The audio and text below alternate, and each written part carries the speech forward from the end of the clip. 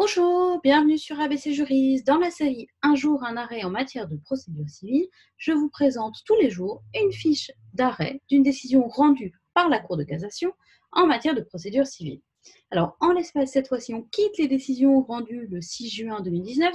Vous avez vu qu'elles étaient relativement nombreuses pour une décision rendue toujours par la deuxième chambre civile de la Cour de cassation, mais cette fois-ci le 27 juin 2019, décision que je vous partage. Voici, décision rendue en matière de compétences. Alors, que se passait-il dans cette décision?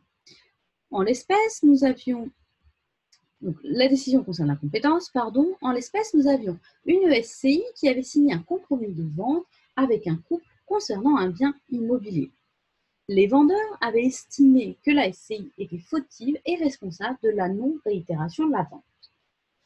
Ils ont donc ça c'était les faits, la procédure maintenant, ils ont donc assigné la SCI le 16 août 2016 devant le tribunal de grande instance de Saintes en paiement d'une somme due au titre de la clause pénale prévue dans le compromis et en obtention de dommages-intérêts. Devant le juge de la mise en état, la SCI a soulevé une exception d'incompétence au profit du tribunal de grande instance de Compiègne, dans le ressort duquel elle a son siège social. Le juge de la mise en état a estimé que dans une ordonnance du 5 juillet 2019 que le tribunal de grande instance de Saintes était compétent. La SCI a interjeté appel. La Cour d'appel de Poitiers, dans une décision du 15 mai 2018, a confirmé la décision de première instance. La SCI a donc formé un pourvoi en cassation. Quelle était la question posée à la Cour de cassation? En l'espèce, la Cour de cassation devait préciser si l'option de compétence prévue à l'article 46 CPC concerne tous les contrats ou uniquement ceux impliquant la livraison d'une chose ou l'exécution d'une prestation de service. Qu'avait estimé la Cour d'appel? Alors là, on a une décision de cassation, ce qui signifie que nous connaissons dans la décision la solution rendue par la Cour d'appel.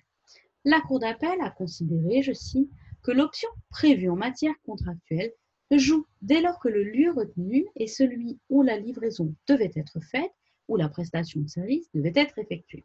Le contrat avait été signé à Royan et concernait un immeuble également localisé à Royan. Pour la Cour d'appel, le compromis de vente est un avant-contrat et il relève en tant que tel de la matière contractuelle, même s'il ne s'agit pas d'une prestation de service ou de la livraison d'une chose. Elle estime que selon la jurisprudence, l'option de l'article 46 alinéa 2 CPC s'applique à l'ensemble de la matière contractuelle, puisque, je cite, les facteurs de rattachement, lieu de livraison ou lieu d'exécution, ne se confondent pas avec la matière litigieuse. Que répond la Cour de cassation? Alors en l'espèce, la Cour de cassation, au visa de l'article 46 alinéa 2 du Code de procédure civile, ensemble l'article 42 du même code, pose un attendu de principe selon lequel l'option de compétence territoriale prévue en matière contractuelle au premier de ces articles ne concerne que les contrats impliquant la livraison d'une chose ou l'exécution d'une prestation de service.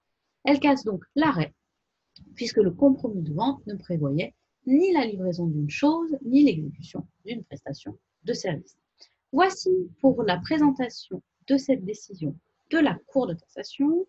Je vous rappelle que sur ABC Juriste, tous les jours, je vous présente une fiche d'arrêt en matière de procédure civile cet été pour aider notamment ceux qui préparent l'examen du CRFP1. Pour me soutenir et montrer votre intérêt, je vous invite à vous abonner, à partager, à liker et à commenter mes vidéos et je vous retrouve demain pour une nouvelle vidéo.